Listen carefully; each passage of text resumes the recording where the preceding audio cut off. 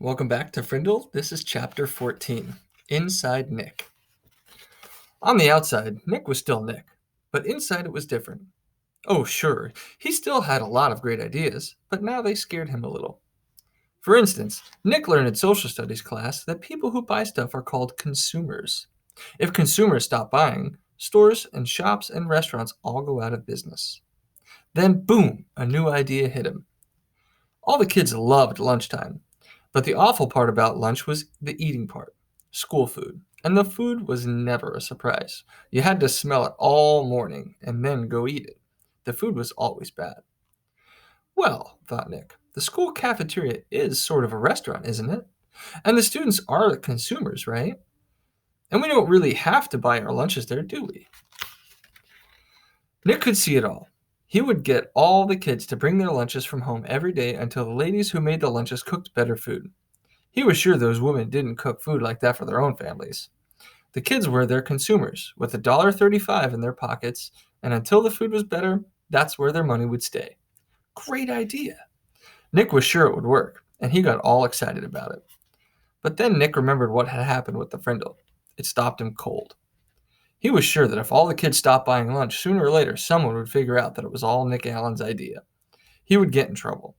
People would write about it in the newspaper. The principal would call his parents. Anything could happen.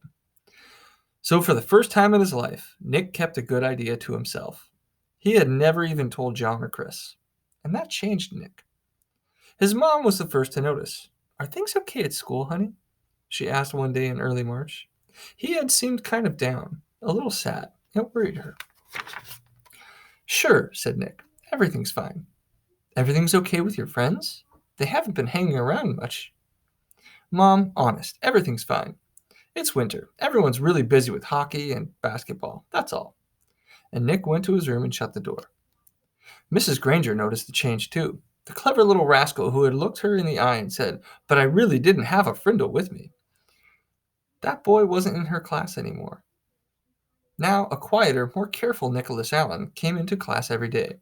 He did all his work perfectly, didn't speak unless she called on him, and didn't laugh and joke with his friends like he used to. The school would be over in a few months, and it seemed like there was nothing she could do to help him. Toward the end of the year, Nick remembered the letter that Mrs. Granger had asked him to sign on the back when the Frindle business was just getting started. The chess game was over, so he was expecting to get that letter from Mrs. Granger any day. But all spring it didn't come, and he thought she must have forgotten about it. Nick was afraid to bring it up again, but he was dying of curiosity. So on the last day of school, Nick knocked on Miss Granger's classroom door. She was straightening up the textbooks on the bookcases below the windows. Without turning around, she sang out, "Come in." Nick said, "Hi, Miss Granger." Miss Granger stood up and turned to face him. "Oh, it's you, Nicholas. I'm so glad you stopped by. I've been meaning to talk to you. And this will save me from having to send you a letter this summer." Nick gulped and said, "That's what I came for, the letter." Miss Granger looked puzzled for half a second, and then she said, "Oh, that letter."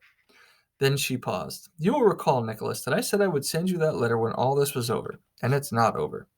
"It's not?" Nick tilted his head from one side and asked, "When will it be over?" Miss Granger smiled and said, "Oh, believe me, Nicholas, you'll know when it's over. I wanted to talk to you about something else." She walked across the room and stood out about 2 feet from him. Nick had grown during the year, and their eyes were almost on the same level. Nick noticed that the eyes were softer, but just as powerful. "I've noticed that you've been very quiet for the past few months. You know, Nicholas, you didn't do anything wrong this year. I know a lot of things happened, and a lot of things were said, and you must have had some difficult days here and there. But your idea was a good idea, and I have been very proud of the way you behaved, most of the time." Nick was embarrassed, but Miss Granger kept on talking.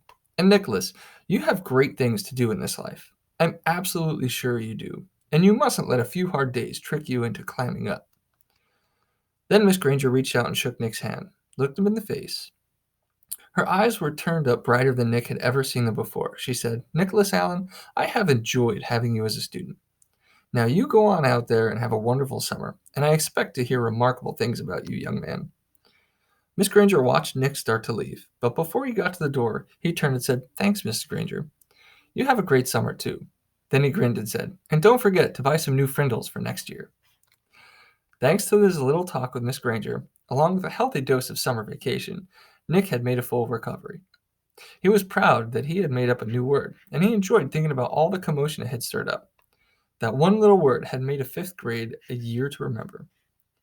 Before he started sixth grade, Nick was Nick again, and all through junior high and high school and college he proved it. For example, 2 years later, all the school cafeterias in town were serving delicious food at least 4 days a week, all because Nick the consumer. And the state superintendent of schools made a special trip to Westfield to learn why this little town had the most successful school lunch program in the state. And in high school, well, the stories about Nick's other adventures could go on and on and on, but that would delay the end of the story, the one that started when Nick was in fifth grade. Because the end of the story came later, 10 years later. And what's happening to Nick's word during those 10 years? Nothing fancy, nothing exciting. Words don't work all that way. Words either get used or they don't. And Frindle was being used more and more. It was becoming a real word. Tune in for the last chapter.